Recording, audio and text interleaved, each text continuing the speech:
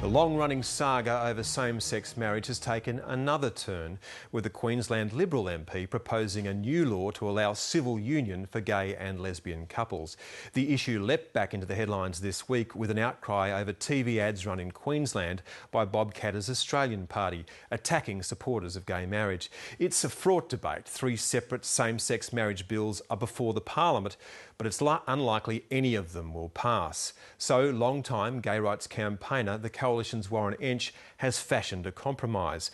But as political editor Heather Hewitt reports, some worry it might undermine the cause.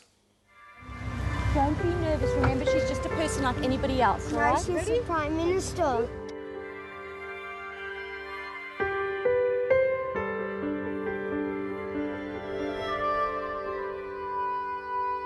These gay couples were getting ready for a very big moment. Dinner at the Lodge with the Prime Minister 3 weeks back to push their case to get married. Their argument fell on polite but deaf ears.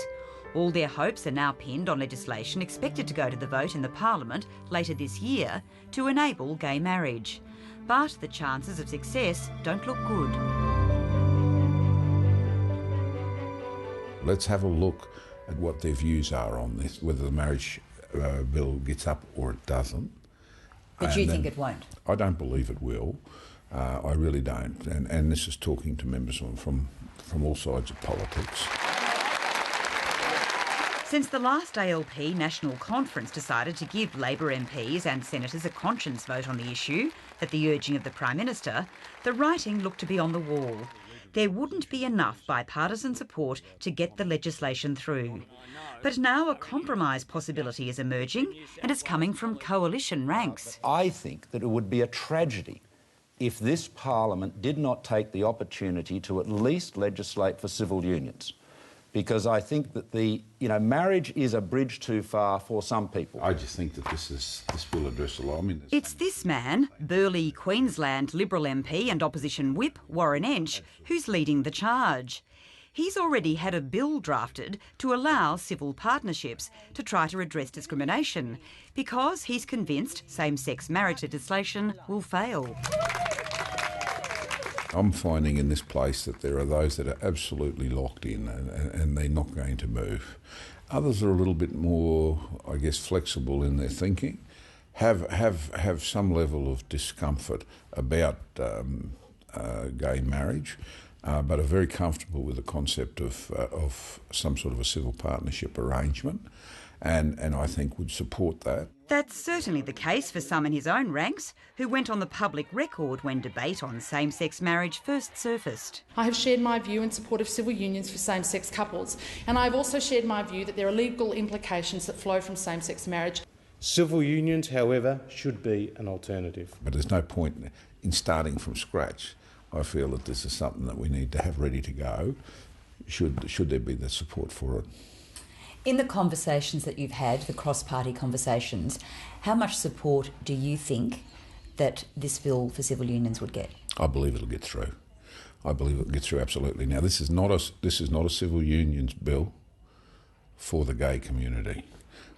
This is across the spectrum. So any couple, irrespective of gender, who make a decision that they want to have their relationships registered and their commitment acknowledged, can do so through this without having to go through the Marriage Act. This is an escape route for MPs who feel conflicted on it. Australians want this reform to happen. Delaying it and prolonging it by creating some new scheme to say our relationships and our love is somewhat different is not going to make the debate go away. I don't think bringing in a civil unions bill does anything except distract people from the main game. It could certainly be an escape route and a distraction for those MPs who do find gay marriage one step too far. Marriage equality groups had sought to discourage Warren Entsch from raising the alternative.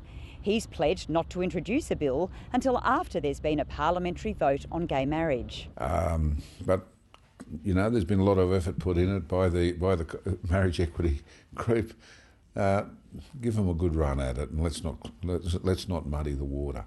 Once it's been cleared one way or the other, I'll then certainly sit down and have a talk to stakeholders and say, rightio, What are your feelings on it now? It could get legs. Politicians are always looking for a way to get out of the hard issues, of the challenging issues.